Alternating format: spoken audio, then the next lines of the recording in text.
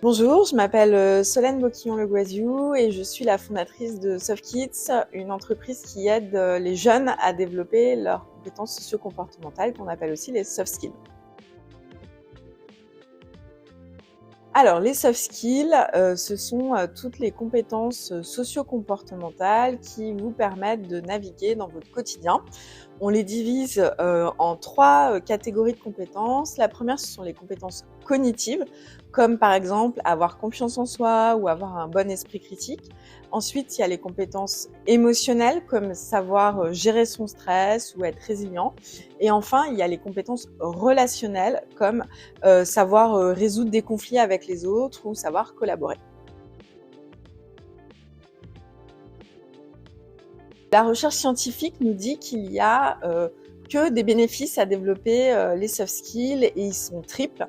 La première, c'est que quand on développe ces soft skills, on réussit mieux à l'école et on réussit mieux aussi dans sa vie. La seconde, c'est que quand on développe ces soft skills, on a un meilleur niveau de connaissance en soi, mais aussi un meilleur niveau de bien-être général. Et enfin, quand on développe ces soft skills, on a une meilleure insertion professionnelle avec des meilleurs emplois, mais aussi des meilleurs salaires.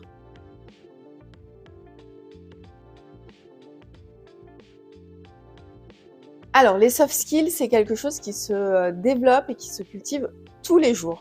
L'important, c'est de savoir se connaître et de savoir quelles sont les compétences qu'on a.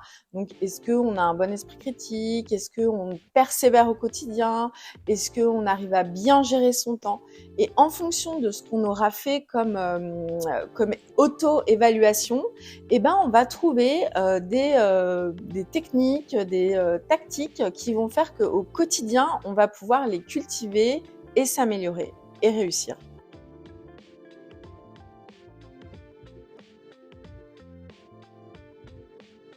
Alors, les soft skills, ça se cultive au quotidien. Et pour pouvoir savoir quels soft skills on va cultiver et comment les cultiver, l'important, c'est de faire le déroulé de sa journée. Donc, en fait, vous vous dites, qu'est-ce que je fais tout au long de ma journée quand je suis en entreprise, en apprentissage? Prenez une feuille, vous regardez, j'arrive à 8 heures, je pars à 17 heures ou 18 heures. Qu'est-ce que j'ai fait tout au long de cette journée?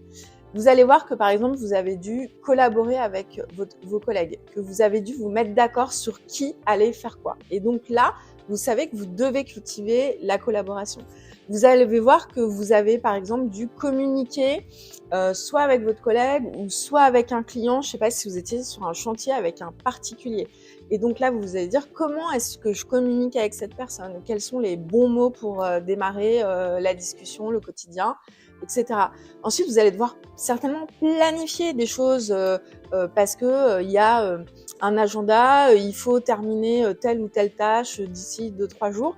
Et donc là, vous allez vous dire, OK, il faut que je sache planifier, savoir combien de temps telle ou telle chose me prend.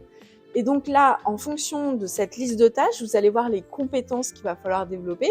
Et de ces compétences, vous allez pouvoir vous dire, OK, je vais mettre en place au quotidien cette chose pour m'améliorer dans cette compétence.